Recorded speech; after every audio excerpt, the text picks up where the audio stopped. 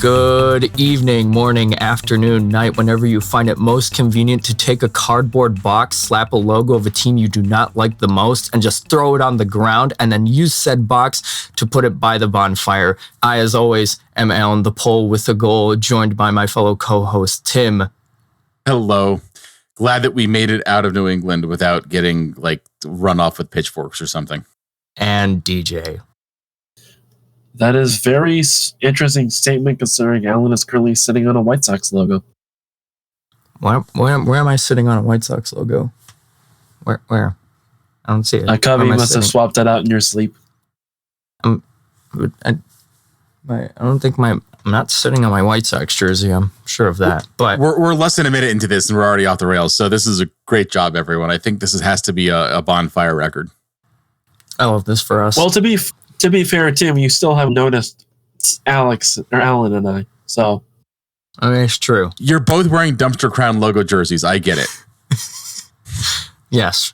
If for those people, i.e. everyone that is not us three that cannot see the video, we are both wearing the old 2021 Crown jerseys. And Tim is currently wearing a polo that looks like a Columbus Crew shirt.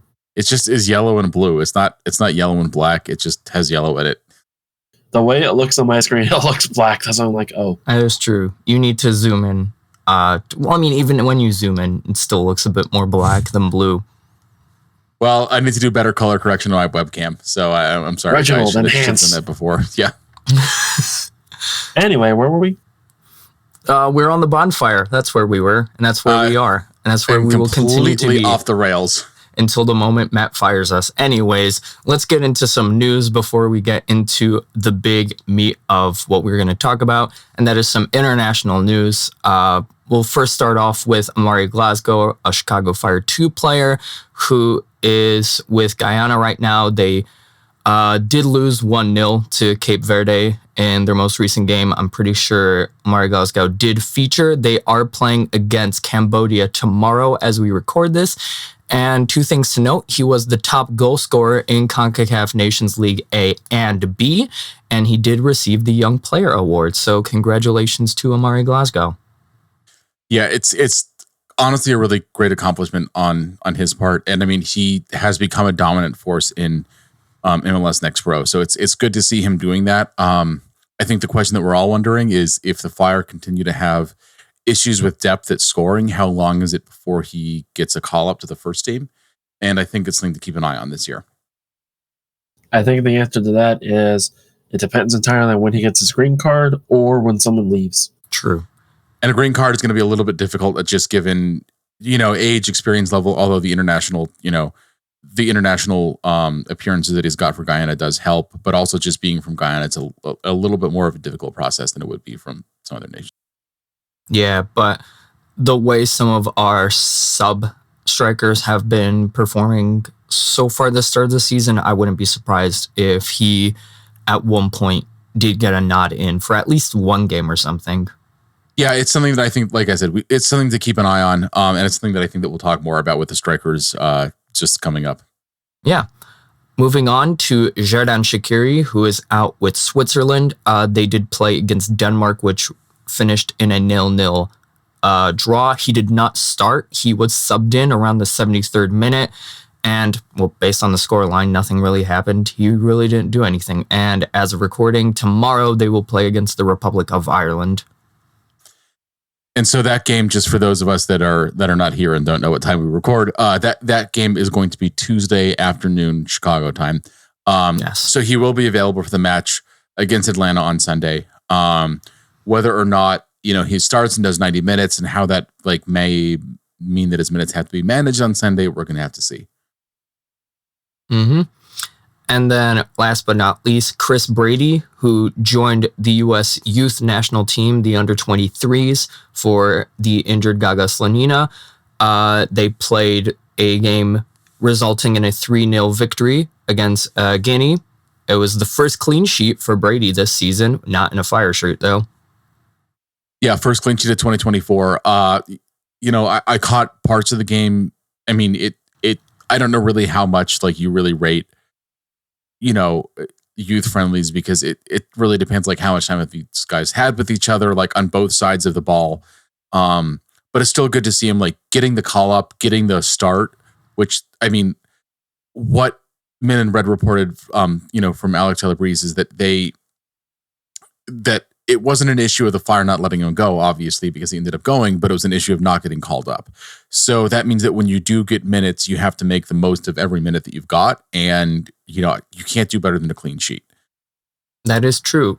In the game that they actually just played today, so on Monday, they played against France's U23s, and the game ended in a 2-2 draw. To note, they were down 2-0 in the 85th minute against Thierry Henry's under-23 France, and they managed to pull back, though Brady did not feature in that one.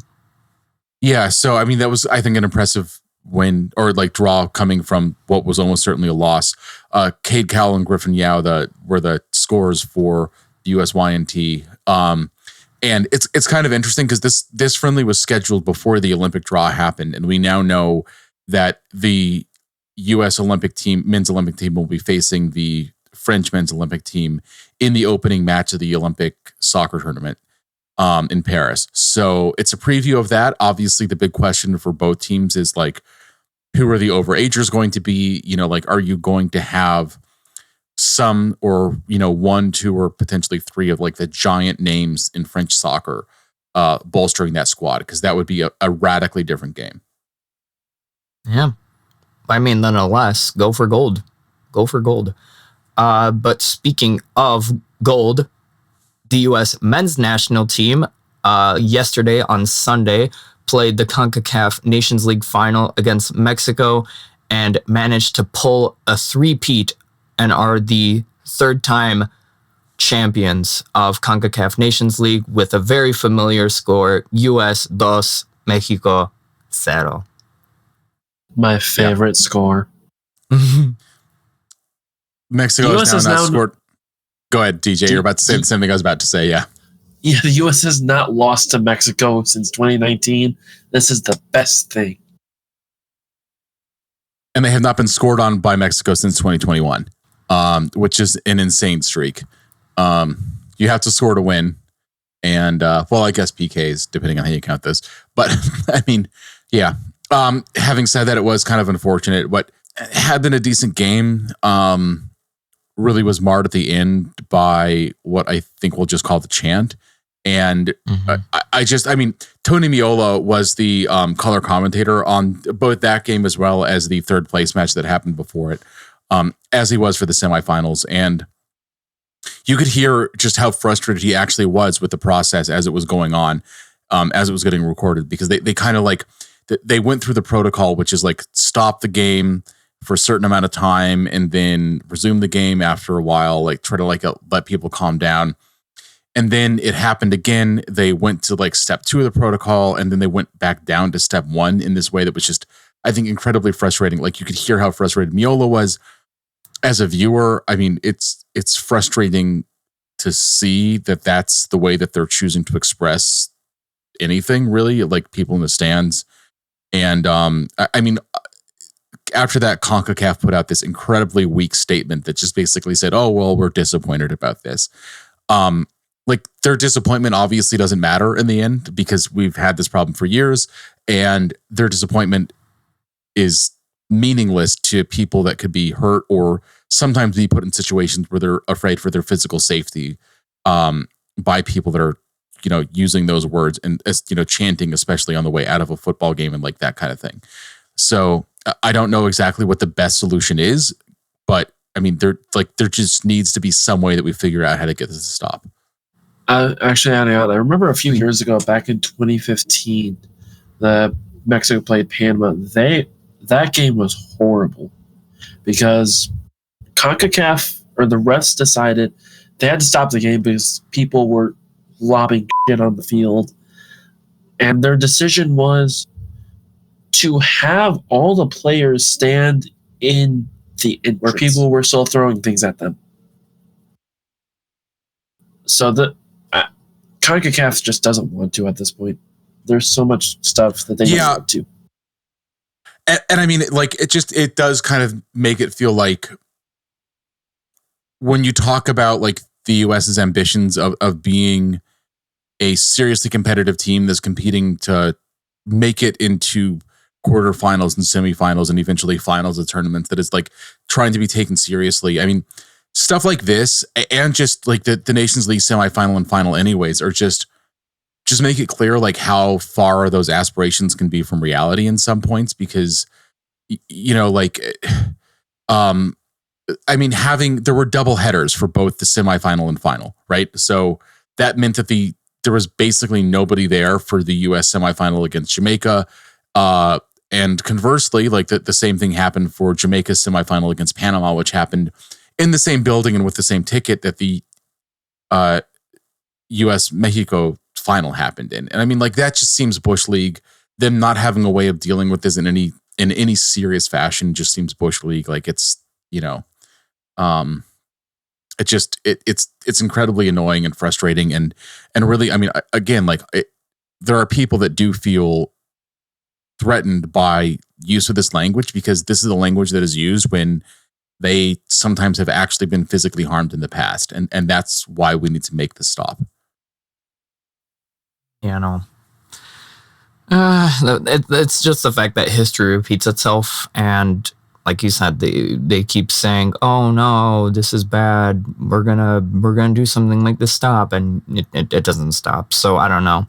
I've read a lot of fans either saying that there should be more harsher penalties, like completely removing fans or the team from tournaments or stuff like that, like going really far. But and that's the last stage of the protocol, is to empty the venue, which again, it's unfortunate because it does punish a majority of fans who, I mean, regardless of what jersey they were in, like a majority of fans, I think in both cases were behaving themselves appropriately. And it's unfortunate, but I mean, it's one of those things that's like a few people can ruin something great for a majority of people if it's tolerated.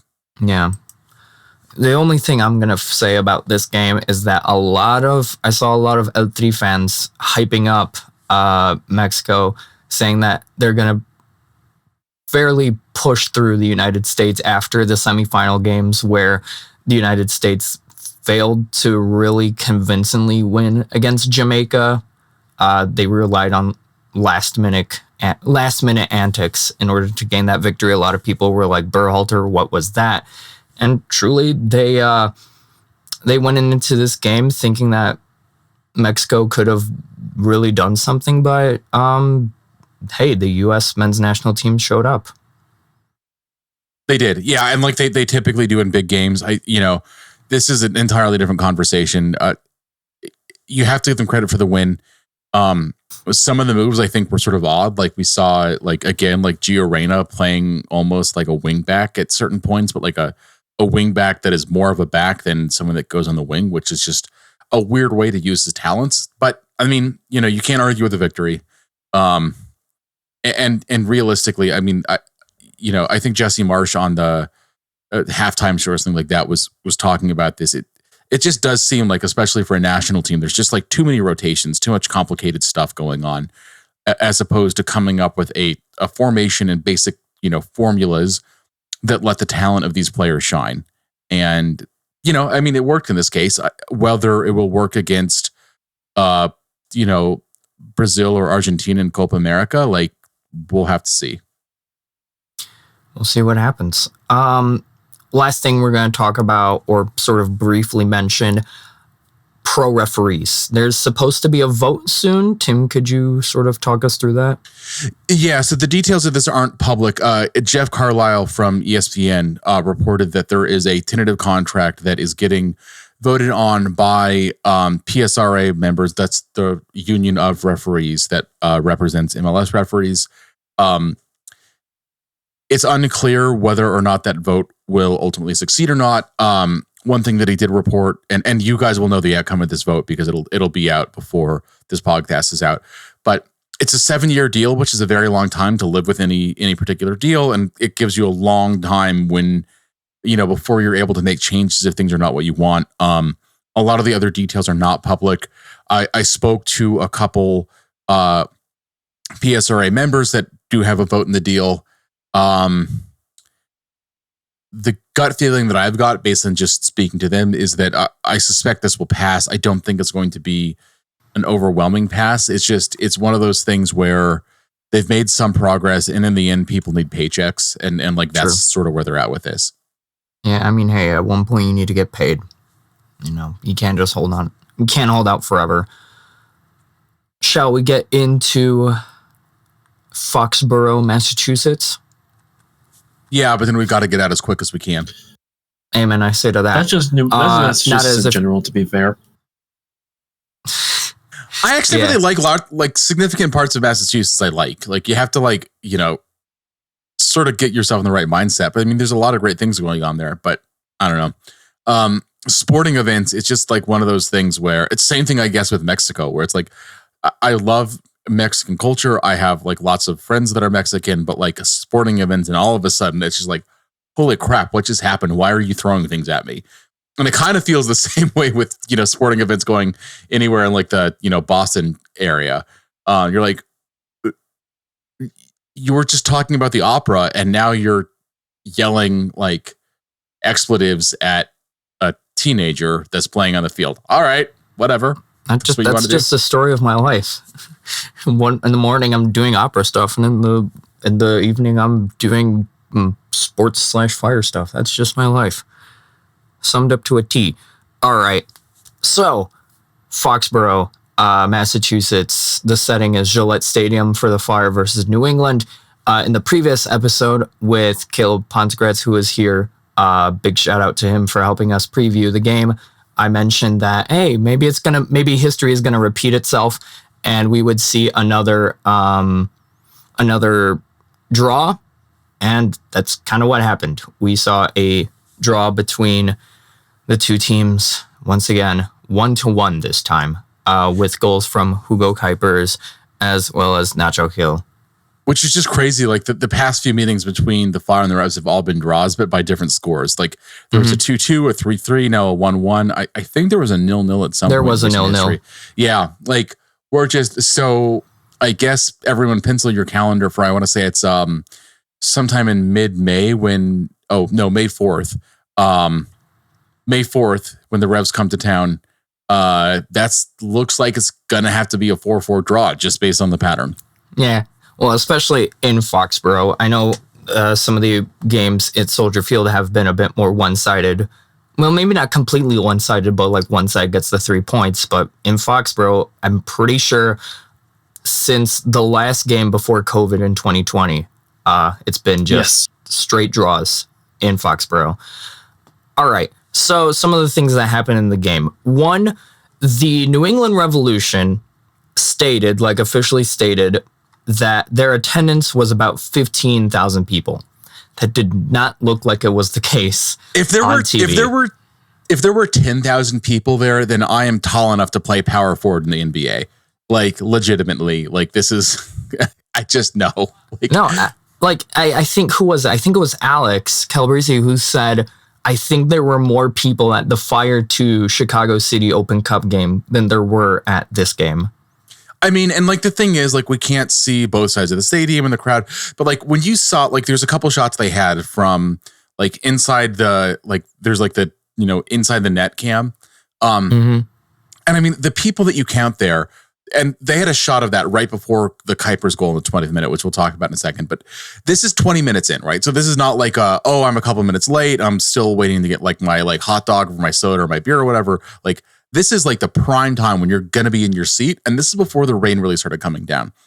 There were people in the concourse, I think, because there was a light drizzle, but you count the people in this picture. And I mean, it's on my Twitter if anybody wants to like look it up from Saturday, but it like the number is in the hundreds, and like you're seeing legitimately half the stadium. So 3,000 people is what Alex said would be a high estimate. I think that's probably fair. I don't get how you get to 5,000. I do not get 10,000, and 15,000 is just insane. Yeah, no. I mean, the Fire and New England are two teams that have a very similar situation, is that they play in a stadium that is not fit for what they need. But they're both, like you say, empty wind tunnels that truly aren't the best for what either team wants in terms of especially like attendance. I'm pretty sure I've always heard like background talks of New England also getting their own soccer specific, but it's not come to fruition as of now. They also have the turf that likes to eat up ACLs. Yeah, bad turf, although they did replace it in 2017, and now it's the same turf that Atlanta has. And theoretically the same grade. Yeah, no, it's still turf. It's not great. For whatever reason, the turf in New England has a worse reputation than in Atlanta, even though it's exactly the same stuff from the same manufacturer. But, the rumor is that New England may be getting a stadium just outside of Boston next to a casino on a former power plant. So good location, close to the city, right off the tee. But it's one of those, like, I'll believe it when I see it sort of things. But I mean, Foxborough's location makes Bridgeview seem like it's like located like in the loop. I mean, it's legitimately like 30 miles out of Boston. Yeah, no, it's far. It's far. Let's talk about more match stuff. So, of course, the first goal came for the Fire. This was around the 19th minute, where the New England goalkeeper Earl Edwards lobs the ball forward, gets sort of dinkled into the midfield where Salquist is there to receive it. He sort of puts it forward right on the byline to Brian Gutierrez, who passes it forward to Marin Haile Selassie, who immediately sees Fabian Herbers making the run forward. Fabi runs right side of the box, sees an open Hugo Kuipers, who just launches it into the top corner of the box. Well, I mean, top corner of the net of the box that is the net. And it's 1-0 for the Fire. That certainly wasn't confusing to anyone. That certainly wasn't confusing. But just rewatching the goal over and over, this was very much a case of everyone knew where everyone was going. And the pieces were there. The ball just went from one person to the next. And it was a beautiful team goal. Service in the box for Kuipers, I think, is just key to getting him to score, right? Because like when we've seen, he has sometimes some space in a dangerous area. And I mean, he was in the 18-yard box, but I want to say he was like close to the penalty spot when he scored the goal. So it's not like he's like inside the 6-yard box. We're not talking about this is not an automatic shot or anything like that. Oh, no. He was actually closer than the penalty spot. I would say like maybe like 7-8 meters out. But outside of the 6-yard box is my point. Like, it's not a point blank range, like he's, he still has to angle the shot and hit it right and stuff like that. But I mean, fantastic job by Fabian Herbers to get it to him. Fabi started this game on the wing, which we haven't seen from him this year. Actually, he played, I mean, normally like we came to think of, Fabian Herbers as a winger, but, towards the end of 2023, he was playing more like in the defensive midfield, sort of like adjacent to Gaston Jimenez typically, or sometimes, Fede Navarro. This year, like that's where he's been playing, next to Kellen Acosta. So him moving back to the wing, I thought was interesting, but like he showed how he's still fast. He still knows how to get into dangerous positions, and more than I think some of the other players that the Fire have on the wing, he can get the ball to Kuipers when Kuipers is in a dangerous area, which is that just has to be the formula for the Fire at this point, right? Like that's why you paid $12 million for Kuipers. Yeah, and that formula worked out for the goal. Really great team goal. Unfortunately, a few minutes later on the other side of the net, this was around like the 50th minute? No. It was extra time. It was like maybe 48. First half extra time, yeah. First half 40, extra time. Yeah, 45 plus 3 is the official time of the goal. Yeah, so New England gets into the box. It's kind of hard to see who got the shot off, but it should have been a fairly easy save for Spencer Ritchie. Unfortunately, the ball, instead of him grabbing it, it sort of bounced and to the left, right in front of Nacho Hill, who just doinked it with his forehead into the goal to make it 1-1. And you could just see Spencer Ritchie's expression as soon as the ball went in. Like he knew that what he did was an error on his part. I mean, the weather was a condition. The fact that it was turf and not grass was certainly a factor, because the ball does not move like that out of his hands when it hits the ground if that much rain had been falling. on natural grass, but like it just is what it is. And it was the other shill of the team. Nacho, yeah. Well, no, Carlos. Carlos. Carlos, yeah.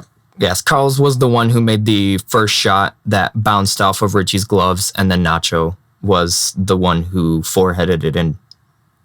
And honestly, I mean, we can talk about global things, like later or now, but Carlos Gil's one of the best number 10s in the league. I mean, he's like arguably like the best that's not named Messi. Like you could make that argument. I'm not saying that that's the argument I would make, but he's certainly in the conversation.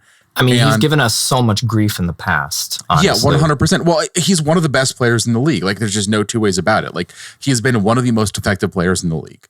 And I thought the Fire did a good job, by and large, of keeping him out of this match. Like, he really wasn't super dangerous a ton of times. And I think that credits the Fire somewhat with this. But this just shows it's another thing where it's like, it just is one shot that ends up on target.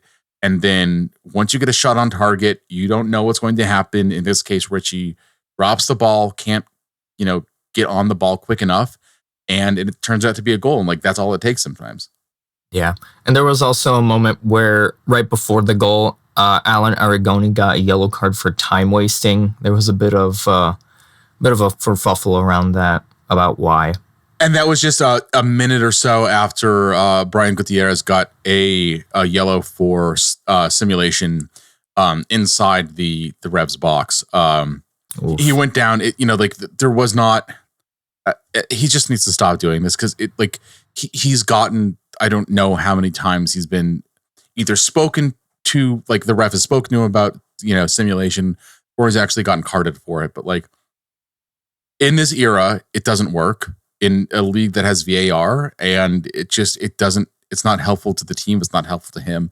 And the thing is, once you have a reputation as a guy that goes down easy, that means that when you go down, like that is part of why sometimes when there has been contact in the box that should have been called, it isn't called and it isn't even reviewed because you have a reputation as a guy that goes down. Yeah. And luckily, like he did earn the penalty before they gave Shaqiri his one goal, like all that stuff. That's great, but you still need to try to score a goal if you can stay up like that. And trust the referees. Now, I know that these are replacement referees that have not done a great job, but like you have to trust ultimately, like whatever you're doing, you have to just try to score the goal. And if there's contact or something like that, just trust the referees will get the call ultimately, but hope that you score either way. Because if you get some contact in the box, you're able to stay up and you score, like that's it. Like there's no need for someone else to take a penalty. It'll be somebody else's goal at that point because Guti hasn't been the guy taking penalties. Just get the goal yourself if you can. You know what I mean? Yeah. In the second half, around between the 65th and the 75th-ish minute, we had a slew of substitutions by Frankie Klopas, which included Koutsias coming in. We saw Chase Gasper coming in for Jonathan Dean because Dean was the starting left back ahead of Gasper for this game. You also saw Tom Barlow come in again for Hugo Kuipers, and we also saw Mauricio Pineda coming in as defensive midfielder for Gaston Jimenez. Unfortunately, I guess lightning strikes twice in this area. Another left back injury as Chase Gasper had to come off in the 84th minute for injury. Yeah, I mean, and we still don't have an update yet. We may hear something on Wednesday when the Fire's press conference typically is. But that is a rough blow. I mean, because I will give credit to Dean. He looked pretty effective, I think, at left back, which head coach Frank Klopas was asked about using Dean as a left back, which did happen for a few minutes in the season opener. And when he was asked about it, I believe this is after the Cincinnati game, he kind of scoffed at the idea. He's like, look, sometimes you just need a body, was more or less his answer,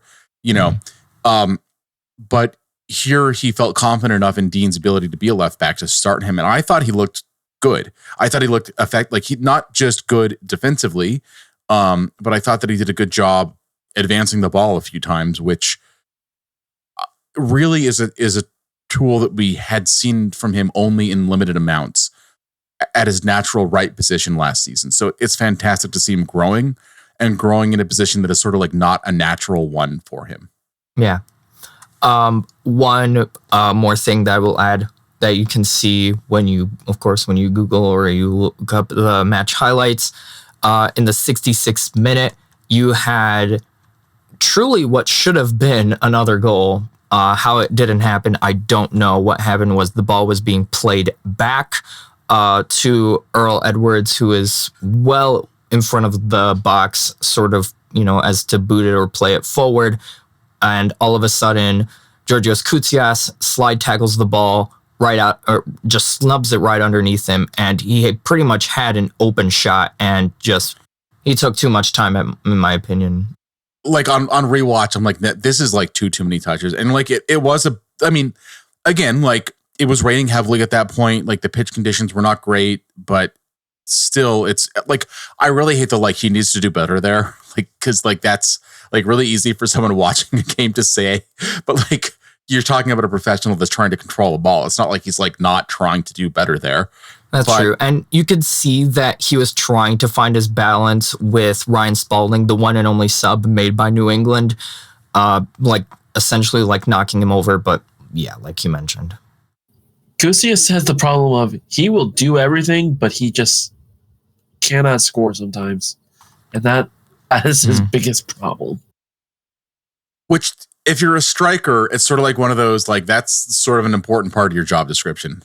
True. Yeah, and like, again, like, it's just like one of those, like, coming back to that, like, it just did feel like he needed to do better there. Like an open look at net. Now, I will say this. He didn't have a lot of support. Like, when the shot goes off his feet, the two trailing runners are Kellen Acosta, and I can't remember who else was, but they were just entering the 18-yard box around the time that the ball hits Earl Edwards Jr. So it's not like Koutsias had other options, and it's not like Earl Edwards Jr.'s attention was getting divided between Coutsi and another runner that was like the pass option there. Yeah, it's kind of hard to see in the replay who else was there. But yeah, no support. No one for the rebound, essentially. Not just the rebound, but the pass option, right? Because like when there's only one guy coming too. Yeah, when there's only one guy coming in on net, like Earl Edwards Jr., like he could be laser focused on Coutsi, and like that was that. Like there was no other option, and the defense didn't have to worry about anyone else. Like, so I mean, again, this did come off a turnover. It was relatively quick. It's not like Acosta, and I honestly cannot remember who else. I think it may have been Fabi that was the next guy in. I honestly can't remember. But when you watch the replay, the only other player that you can really see other than Koutsias is Marin Haile Selassie, who is a good 10 yards behind him by the time he made the shot. Right. And like he was just entering the box. Like, so it's like not, it's not ideal, right? Yeah. But it was, which in a way makes, now that we're talking about this, it makes me think that this is not as much on Coutsi as I kind of was like, oh, he has to do better there. Like I said that like literally just like 2 minutes ago here. But I mean, you do need more support. You need a pass option. You need someone there to help with a rebound and stuff like that. This team was playing a higher press today than we've seen them play pretty much ever under Frank Klopas. And I think it worked pretty well. But this is a case where like that high press, relatively high press. It was, almost like mid-block territory, but like it was still a higher press. That high press generated a turnover, which got the ball at Coutsi's feet at a dangerous position. And it wasn't all there because if you really were doing like the high press system, other players would be anticipating winning the ball and making the run into the box to try to give Coutsi some support in whatever way that could be. Yeah. And yeah, no, overall, there was a lot of good individual performances, including from Fabian Herbers. He did get his usual yellow card, and that's usually probably one of the first, like, if this happens, take a shot that a lot of people have on for Fire games. But it was, if I'm correct, this was his first time as captain, right? Yes. First time starting as captain. He's received the armband when somebody's been subbed off before. All right. Well, I mean, good on him. Good on Fabi. Well deserved and like belated, if anything. Like, and typically like before this match, when we've seen Shaqiri, like when he goes off, Gaston has gotten the armband.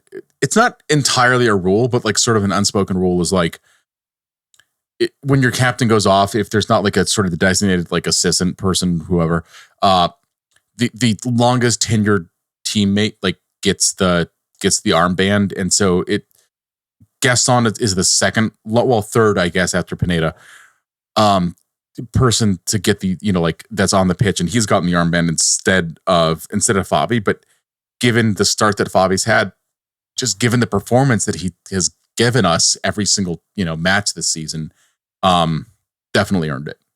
Yeah. One last thing that really should be mentioned. We mentioned refereeing issues, and especially in this game where it seemed that the referee has lost control.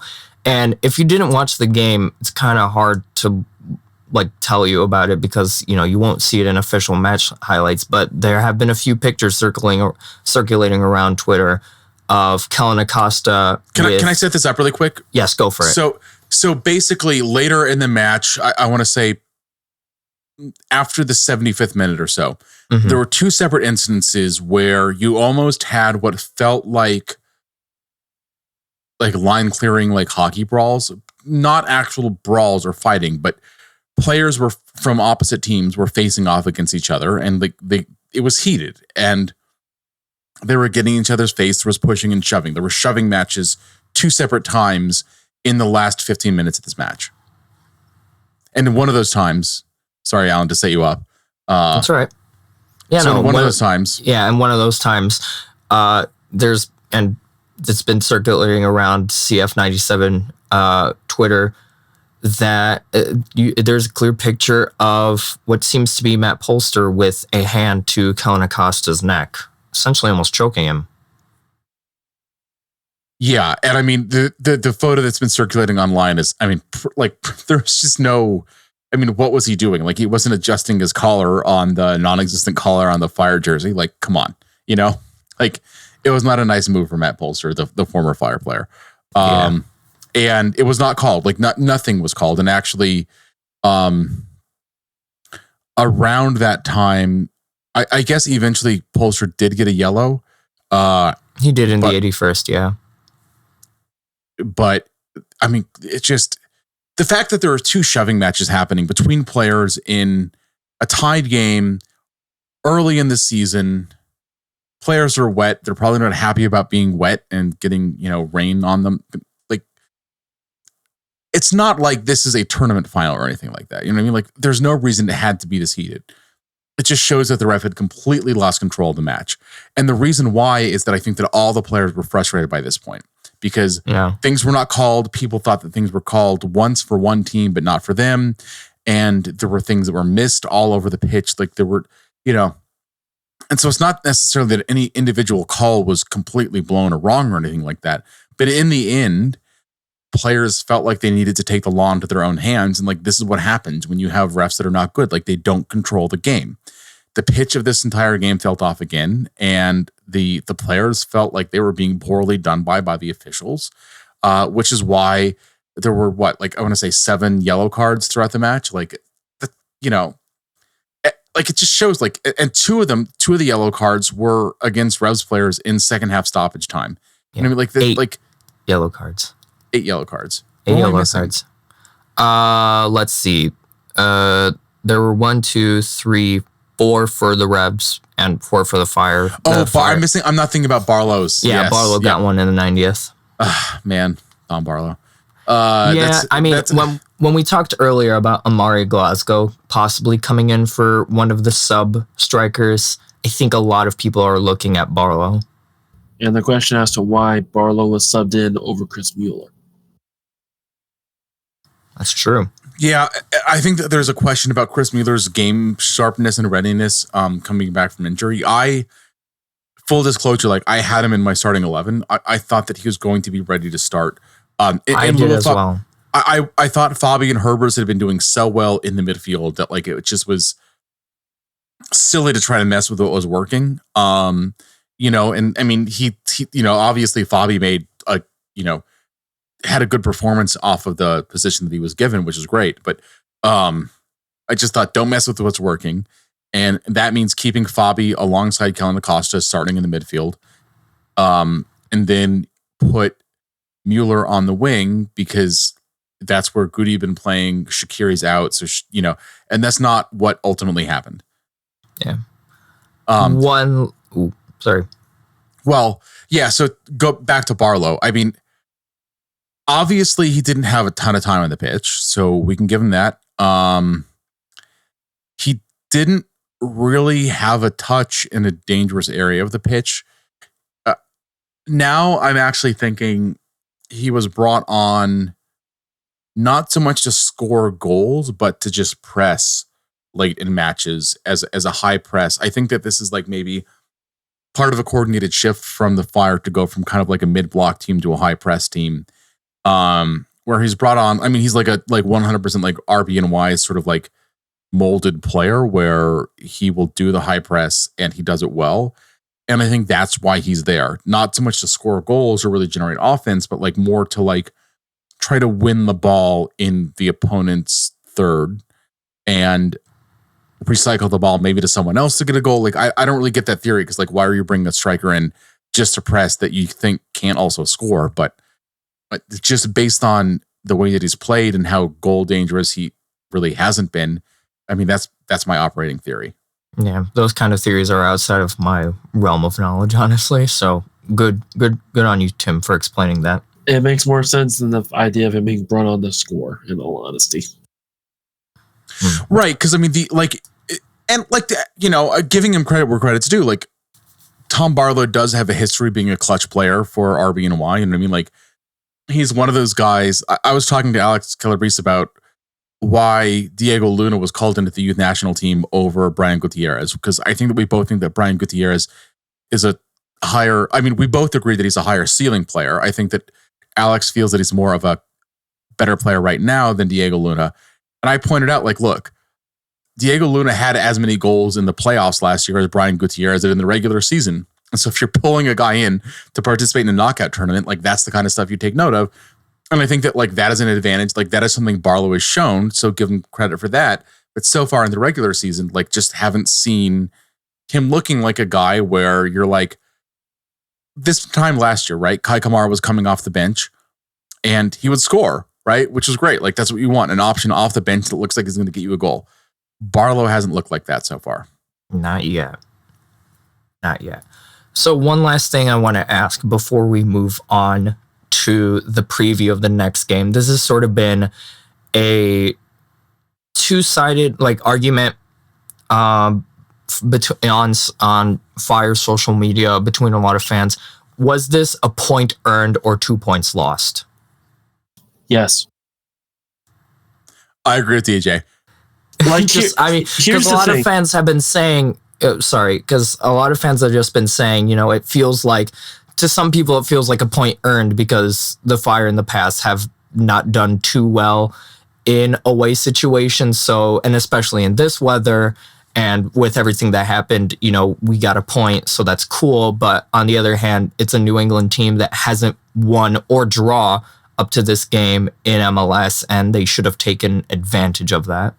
I mean, again, the weather was just so bad. The ref was so bad. In all honesty, I think after a certain point, nobody cared. I think after a certain point, the players were like, if we go, we get a goal, that's great. If we don't give a shit. We're walking out of here without dying. Right. And we're soaked like a sad kitten, right? Like, I think that's definitely a part of it. There are more people taking a dump in Boston right now than there are in this stadium. I don't care. Hey, some of them could have been taking a dump in Farnborough too. We don't know. But like I think that was a part of it. But again, like the contrary thing is like why the shoving match in like the 80 whatever minute then.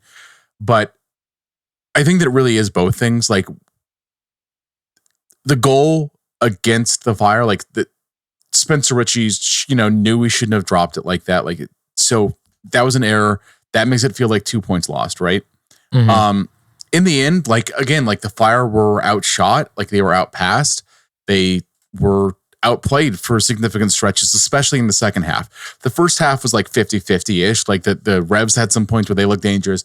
Fire had some points where they looked dangerous. The Fire looked dangerous in individual moments in the second half. And I mean, really just a couple of them. Like one of them was that Kutsi chance in the 67th minute. One of them was, I want to say, I don't know, like 5 or 6 minutes later like that. There were a couple points where like the Fire looked like they maybe could get something going. But by and large, it felt like New England's game. And when you're outshot, like I think that total shots favored New England. Okay, looking it up now, 13-9. Shots on target, 4 for the Revs, 2 for the Fire. Like, those are not great numbers, and those are not numbers that suggest that like you're really dominating a game to the point that you should be winning it. So that supports the theory of like a point gained. But part of it is like it is fair to say, I think, we're 5 games into the season. We've played most of the top teams in the Eastern Conference and have managed to get a win against a team that was not in the top part of the Eastern Conference, but that's whatever it is. And 2 draws, and like that's not that bad. But at some point, you also have to say, like, all right, we're getting a point a game. We're 5 games in, 5 points. Like, you have to start getting points on the standings and like emotional telling yourself, oh, like the game against FC Cincinnati could have been a win. It almost was. Like we were close. The game against Philly could have been a win. It almost was. Like we conceded late. Like that doesn't matter when you just need points in the standings. And I think that is where you talk about like the 2 points lost more than anywhere else. All right. Well, we move our focus from Foxborough, Massachusetts to Atlanta, Georgia for a Easter Sunday matinee. So this game will come on, like I mentioned, Easter Sunday. So the 31st of March at 2:30 p.m. Central. Who scheduled this game? I have no idea. They always manage to schedule games for Easter, I've noticed. Congratulations, Christ has risen. Go strike a ball. Yeah. Essentially. Because I think I remember, I can't remember if this was last season or the one beforehand, there was a game that I couldn't go to because it was during Easter. So I think I remember at one point, I'm just sitting like in the little choir loft, and on my music stand, I just had the Fire game on my phone. And, like I would just like glance in between, not while I was singing, of course, because that would be a complete distraction. But Atlanta, as of right now, I have only played 4 games in comparison to the Fire's 5. There are 2 wins and 2 losses with a 6-4 goal differential. Their previous result was a 2-0 loss at Toronto, though they were missing both Thiago Almada and Georgios Giacomakis due to international duty. And both will be back. And obviously, like, both are sort of like candidates for, you know, like, if you wanted to make like a top 10 players in the league list, like, they wouldn't necessarily both be in everyone's, but one of them would probably be in most people's. So true. And it always feels like whenever Atlanta's playing, they're on a highlight reel of some sort, one or the other, for either a goal or something. So they are definitely 2 highly rated players in the league. Having said that, though, the Fire have played relatively well against Atlanta. Atlanta did reload last summer, which they typically do. I mean, that's kind of like Garth Lagerwey, their president, but really he's the guy that has the general manager sort of role now. They reinforced the midfield. Former Fire player Dax McCarty is now an Atlanta player, which, you know, I wish that he came back here. I don't think that was really ever in the cards. I think he wanted to be closer to his family in Florida. He achieved that. But they're a free spinning team. They look like a good team. They,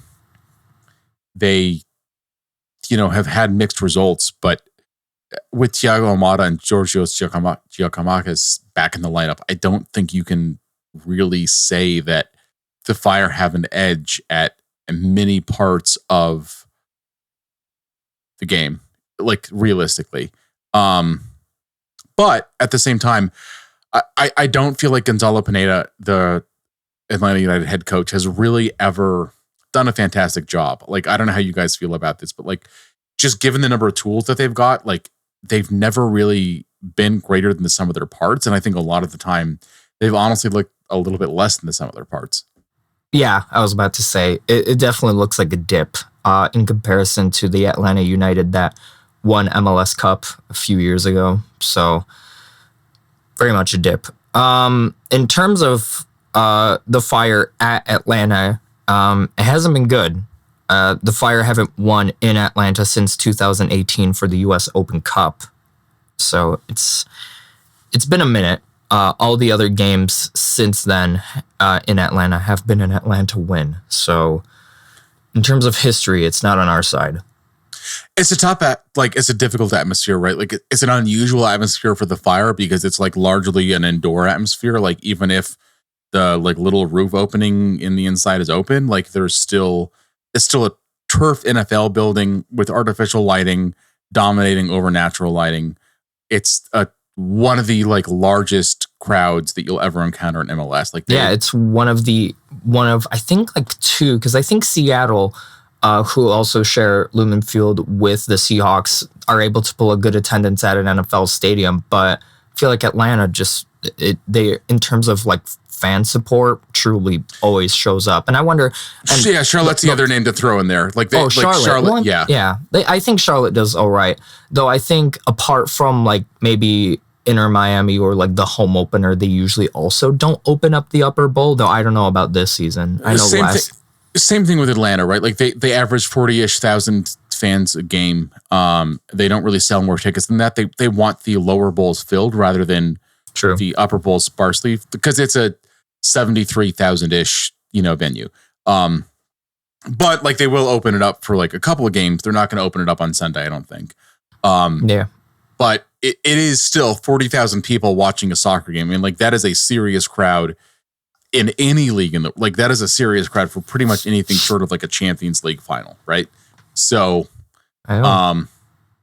it's a difficult atmosphere to play in if you're a visiting team. Like, it just is, because it's a lot of people.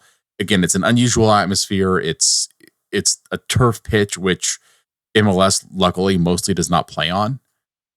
Truly a game to look forward to, especially since it's on a Sunday. Are there any, out of curiosity, other Sunday games upcoming for the Fire? No. I know this is supposed to be, I think, one of the last matinee games. But are there any other ones on Sunday? I'm pretty sure this is the only one. I think it may be the only one this season. Let me look it up really quickly. But I honestly don't mind Sunday games necessarily. I would prefer like a Sunday like mid-afternoon game. Mm-hmm. And even then, Easter is sort of Easter. So that's true. Yeah. But I believe it's there's a Sunday game at San Jose on July 7th. Okay. Well, so that's the other Sunday game, but that's the last matinee game. All the other games are like 7:30 or later, depending on local kickoff. So like when the Fire play in Seattle, it's going to be at like 9:30 for Chicagoans. Always fun. I mean, except for if you're DJ. The decision day match against Nashville SC is at 5:00. Now, would you say, Alan? Oh, I was like, it's going to be at like 9:30. That the Seattle game is 9:30 for Chicagoans, 10:30 if you're DJ. I will be drunkenly awake. Swinging. Love that for you. All right. Score predictions. Our favorite part. Score predictions, lads. DJ, you've been quietest. I'm saying 7-0 only because 7 is perfection. Goals from Pineda, Brady, Acosta, Kuipers, Mueller, Schihos, and Herbers. This is like an SNL, like, the Bears super fans thing. Yes, like the Bears. 120 trades and -7. I am totally on board with this.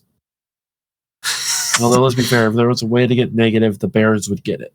Yeah, unfortunately, that's the thing with the super fans for the Bears thing. It's like the opposite is more true than. We are optimistic. We're also very optimistic that we're gonna suck. Yeah, I'm still sad about. All right, I'm going to put you on the hot seat. And what do you say? Based on recent history and based on the fact that both Almada and Giacomakis are going to be back, I'm going to say it's going to be a goal fest, but unfortunately, we're probably not going to get anything out of this. I'm going to say it's going to be 3-2 Atlanta. I was going to say 2-2, so that's close. I think that the Fire are improved enough and can surprise Atlanta with things. We'll see how that actually works out in practice. That's true. So at least one of us here is optimistic, even if the score line doesn't reflect a more realistic one. Is getting 6 points out of 6 games optimistic? I think is the bigger question, because this is like a thing that is going to be in a preview that I'm just going to throw away now because might as well. If the Fire don't manage a point out of this game, 3 points obviously is better. But if they don't manage a point, then the point total per game of Klopas' current tenure since he took over from Ezra on game 11 last season dips below what Ezra's was during his time with the Fire. So I don't think that really changes anything with the way that anyone is planning for the game, but now, and obviously the other side of that is also like the Fire did just play like the majority of the teams that had home playoff spots in the East last season. So like there's that. It's not like they've just been playing a random assortment of teams. They've been playing top teams, and Atlanta's another top team. But at some point, I think you do have to start getting results if you want to do something in this league, because there's just too many ways to give excuses otherwise. Amen, I say to that. And, there's a ton of games in the future as well. I mean, I don't know why it sort of feels like it should be mid-season already. Maybe that's just me, but there's only been 5 games this season. I don't know why. It just feels like it's so long right now. Maybe because it's Frankie Klopas in the manager seat that it just feels like we've been here so many times, but maybe it's because you're in mid-season form. Maybe. I don't know. We were just discussing prior to recording that the tradition of me getting sick or under the weather during a break happens to always show up. Like yesterday was my first official day of spring break and I woke up with a sore throat and runny nose. So maybe, who knows? Yeah. I've been trying my best to mute my microphone while I sniffle or anything, but yeah, I'm sorry. Yeah, unfortunately, we all have sniffles. That's why I've been doing the same thing. So if things feel awkward, it's just, well, 1, because we're all awkward, and 2, because I feel like we're all awkward even when we're in our normal form of not sniffling and whatnot. We're all weird down here. That's also just a Florida thing for you, DJ. That's partly just on you. Tim, I've seen what makes you cheer. You are an honorary Florida man. Oh no, that's the worst thing anyone's ever said about me. To be fair, Alan's a Poland man, so I mean, that is true. I mean, I guess I've seen my fair share of things in Poland, so I will say I haven't done any. So, but I've seen some things. All right, any words of wisdom that you guys want to send off our fellow ladies and gentlemen and they-thems of the Fire? Don't give Alan a pitchfork. It's true. I always say watch out for him, and maybe one day I'll become him. It's one of those things where you say it so frequently where it's like there's something going on behind the scenes here that we don't know about. If someone that says to watch out for men with pitchforks that much is on the route to becoming one, is all I'm saying. It's all right. All right. Well, I was going to say, as always, yep. I was going to say, whatever you do, do not watch the B movie. Unless you're extremely drunk or high. The B movie? Don't watch it unless you're extremely drunk or high. Wait, we're talking about the comedy movie? For one reason, it will make perfect sense if you're drunk or high. If you're not, The Jerry Seinfeld movie from 2007. Just so Yes. that we're clear about what we're talking about. Of course. Okay. You All like right. jazz? It's my favorite one. he is You here. like jazz? I can sense him. All right. Before we send our audience any more mad than we already are, I, as always, have been on the pole with the gold, joined by DJ and Tim. Come on, you men in red.